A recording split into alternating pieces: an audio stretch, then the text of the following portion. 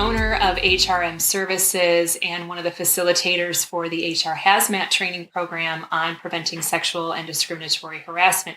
Now, I was lucky enough today to have my guest here. This is Cliff Hammond, and Cliff is with Foster Swift, which is a law firm here in Michigan. Cliff is an employment law attorney and somebody that I work very closely with on many issues, but specifically in the context of this training that we're talking about here, preventing sexual and discriminatory harassment. But it really goes beyond that, right, Cliff? I mean, how do you create a culture that people want to be a part of? What is leadership's role in that? And how does an employer empower their leaders, especially those frontline supervisors, to be real brand ambassadors for the organization? Yeah, it's about investment. You have to educate individuals to understand what they don't know. If you have a real good frontline supervisor work their way up through the top, as an organization, if you leave them without training, if you don't explain to them, you say, here's our policies, go read them in your free time, now get the widgets out the door. Right. What you're doing is you're setting yourself up for a gap.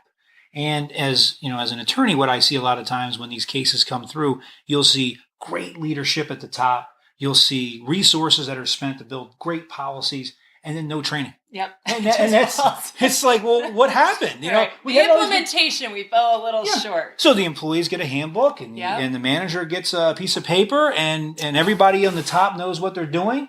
But then those individuals are sitting there, and they're just focused on being a great employee and trying to work and get things done and work with employees, but they don't know what they don't know about how to handle people. And I think that's one of the biggest problems, especially with new frontline leadership. Your manager is a person that's the face of the organization. If that person doesn't get it, if that person doesn't understand how to recognize problems, how to resolve problems, how to bring them up the chain of command, guess what? Then your organization is going to be vulnerable. And that's what you see time and time again. So if you don't document problems, if you don't take it seriously, and again, seriousness is about, do you take a concern seriously? And are you able to articulate that concern so that the employee knows it's been addressed, and so that higher ups know that there is a problem to address? Yeah, absolutely.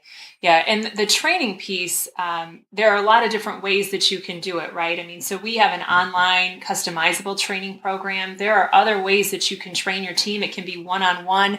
Maybe there's an HR manager within the organization, or maybe the owner of the company really is involved in the mission, vision, values of what it means to work there. And they're the ones that want to communicate this message.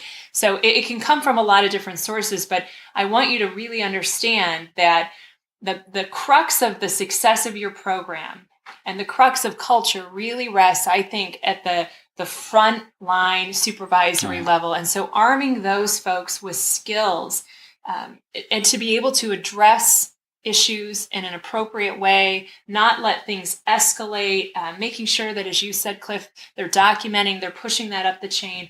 All of that is extremely important if you want to protect not only your organization from ever having to call Cliff when you're in a situation that's gone too far, but I think on a more proactive side, just creating a workplace that people want to be a part of. So, Cliff, I appreciate you being here today. And certainly if any of you are listening to this and you think, oh my God, it's too late, Jody, we need Cliff's help now. Oh, please call. Cliff, right? Yeah. So don't hesitate. Yeah. So share your contact information with them. Hopefully no one calls you on this, but just in case. Yeah, it's the best way to reach me is by email. It's chammond@fosterswift.com. Right. Thanks so much. Thank you.